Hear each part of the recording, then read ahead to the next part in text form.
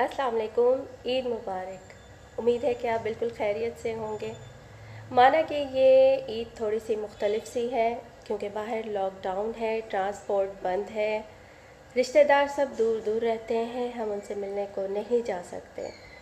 लेकिन उसके बावजूद ईद तो है, मनानी है और पूरे दिल से मनानी है।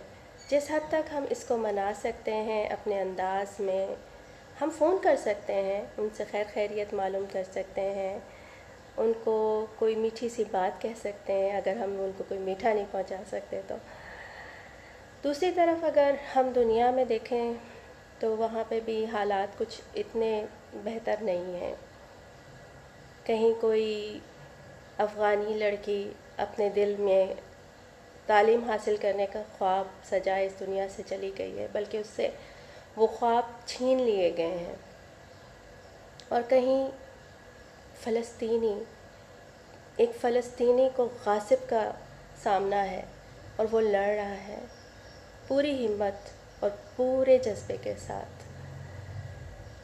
हमारे अपने मुल्क में ही देखा जाए तो हर घर में तकरीबन कोरोना की एहतियात तो जारी है, लेकिन पाकिस्तान में मैं पिछले दिनों ख़बरों में देख रही थी कि तकरीबन 100, 110, 120 अफराद तो कोरोना की नज़र हो ही जाते हैं, जिनमें ज़्यादातर बुज़ुर्ग लोग हैं।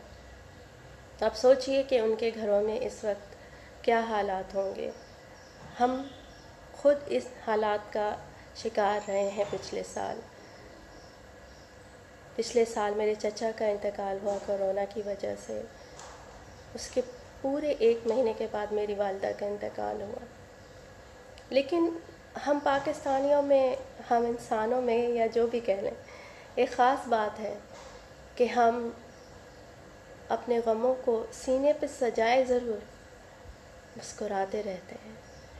तो ये ईद भी इसी तरह मुस्कुराते हुए गुजारें।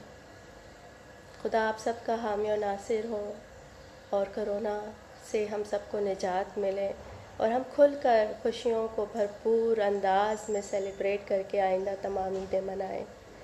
अपने कमेंट्स में मुझे ज़रूर बताइएगा कि आपने ईद कैसे गुजारी और आपके इर्द गिर्द क्या हालात थे। मुझे आपके कमेंट्स का पूरा इंतज़ार रहेगा।